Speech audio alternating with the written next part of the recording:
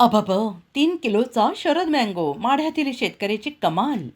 माढा तालुक्यातील अरण गावातील एका शेतकऱ्याने आपल्या बागेत तब्बल 3 किलो वजनाचा आंबा पिकवला असून त्याला शरद मँगो असं नाव दिलंय. त्यामुळे हा अनोखा आंबा पाहण्यासाठी सोलापूरसह आजूबाजूच्या जिल्ह्यातून नागरिकांची गर्दी होते. दत्तात्रय बाबूराव घाडगे यांचा शरद मँगो सध्या चांगल्या चर्चेत असून बाजारात त्याला चांगला प्रतिसाद मिळतो आहे. या आंब्याची खासियत केवळ त्याचे वजन नसून त्यामागील संशोधनात्मक शेती पद्धत आहे. घाडगे यांनी आपल्या 8 एकर शेतात तब्बल 17 विविध आंबा प्रजातींची लागवड केली. त्यातून ग्राफ्टिंग तंत्राचा वापर करून त्यांनी नवी प्रजाती विकसित केली आहे. विशेष म्हणजे फळबाग योजनेचा लाभ घेत त्यांनी ही शेती उभी केली आहे. दरम्यान या अनोख्या आंब्याबरोबरच संत सावतामाळी यांच्या नावावरून आणखीन एका आंब्याला त्यांनी पेटंट मिळवलं असल्याची माहिती समोर येते आहे. कांदा मुळा भाजी अवघी विठाई माझी, लसूण मिरची कोथिंबिरी अवघा झाला माझा हरी म्हणणारा सावतामाळी.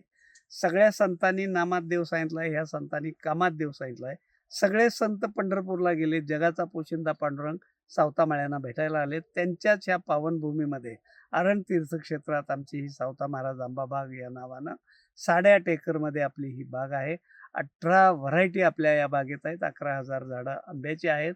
त्याच्यामध्ये 2 झाडं आपण विकसित केलेले आहेत, ज्याच्यामध्ये पेटंट मिळालेले आहेत. एक आंबा सावता आंबा आहे 2 किलोचा आणि दुसरा आंबा शरद मँगो या नावचा 3 किलोचा आंबा आहे. 1992 साली मुख्यमंत्री असताना शरद पवार साहेबांनी महाराष्ट्रामध्ये पहिल्यांदा फळबाग लागवड योजना लागू केली आणि त्याचाच परिपाक म्हणा किंवा त्याचा परिणाम म्हणून आज जो आमच्यासारखा दुष्काळी भागातला शेतकरी उभा राहिलेला आहे, जो धडपडतोय, त्याचं एकमेव कारण ते साहेबांचं धोरण आहे आणि त्यांच्या त्या कामाच्या ह्याच्यातून उतराई होण्यासाठी म्हणून आपण हे नाव शरद आंबा ठेवलेलं आहे. आज ह्या बागेचं सगळ्यात महत्त्वाचं वैशिष्ट्य, ही बाग ही ऑर्गॅनिक प्लस होमिओपॅथीमध्ये काम करणारा आपण एक शेतकरी आहे. या ठिकाणी कुठलंही रासायनिक खत नाही किंवा कुठलीही रासायनिक फवारणी नाही किंवा कुठलं तणनाशक नाही. या बागेतलं जर म्हणाल तुम्ही तर ह्याचं जर उत्पन्न बघायला गेलं, एका झाडाला सरासरी 70 ते 100 आंबे लागत आहेत.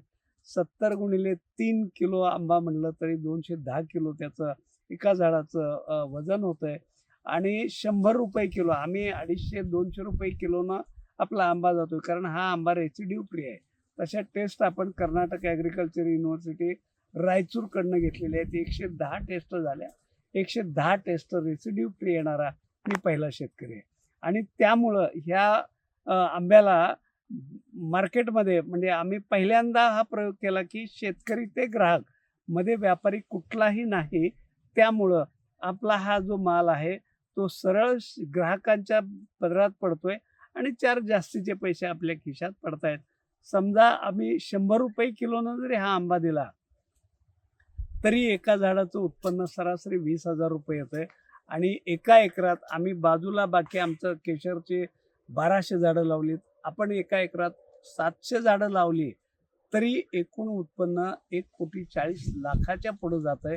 आज दुष्काळी भागातला कुठला शेतकरी या पद्धतीचं उत्पन्न घेऊ शकतोय? ह्याच्यामध्ये सगळ्यात महत्त्वाचं आहे की आम्ही नवरा बायको दोघंच आहे. इथं कुठलंही माणसाचं आम्ही मदत नाही घेत. ज्या वेळेला हार्वेस्टिंग असतंय त्यावेळेला आपण माणसं घेतो. ज्या वेळेला नर्सरीचं काम असतंय त्यावेळेला 4 बायका असतात आमच्याकडे काम करायला आणि अशा पद्धतीनं कमीत कमी खर्चातली नैसर्गिक शेती अशा पद्धतीचं हे अरणचं पथदर्शी मॉडेल आहे आणि या महाराष्ट्रामध्ये ज्या आत्महत्या होत आहेत त्या आत्महत्या रोखण्याचा मार्ग कदाचित या सावता महाराज आंबा बागेतनं जाईल. आमच्या ह्या शरद मँगोच्या पहिल्या पेटीचं अनावरण सुद्धा पवार साहेबांनी केलं आणि ह्या आंब्याच्या पेट्या आज महाराष्ट्राचे मुख्यमंत्री माजी मुख्यमंत्री उद्धव ठाकरे साहेबांच्याकडे पोचलेले आहे. त्यांनीही त्याची चव चाखलेली आहे. एकनाथ शिंदे साहेबांनी त्याची चव बघितलेली आहे. संजय राऊतनी हा आंबा खाल्लेला आहे. BVG ग्रुपचे हनुमंतराव गायकवाड यांच्याही घरी या आंब्याच्या पेट्या पोचलेल्या आहेत आणि इतका चवीला चांगला आंबा आहे. त्याच्यानंतर आज जे आम्ही काही इथं काम केलेलं आहे तर साधारणपणे आपण म्हटलं जातं की झाडाचं मूळ आणि ऋषीचं कुळ कधी विचारायचं नाही. पण आज आम्ही ह्या शरद, सावता आणि जम्बो केशर 3 व्हरायटीचे आपण DNA टेस्टसाठी आणि त्याचं ॲनालिसिस करण्यासाठी महात्मा फुले कृषी विद्यापीठ राहुरीकडं त्याची 1,12,800 फी आम्ही भरलेली आहे आणि नजीकच्या ह्या महिनाभरात आम्हाला त्याचे टेस्ट रिपोर्टसुद्धा मिळतील आणि मग आमचं काम पूर्णत्वास जाईल. कारण ह्याचं आम्ही पेटंट घेतल्यानंतर गप्प बसणार नाही. ह्या झाडाचं आपल्याला प्लांट रजिस्ट्रेशन करावं लागतं. ती अथॉरिटी दिल्लीमध्ये ICR म्हणून एक संस्था आहे. त्यांच्याकडे ते रजिस्ट्रेशन होतं आणि त्याच्यासाठी आपण अप्लाय करणार आहे. धन्यवाद.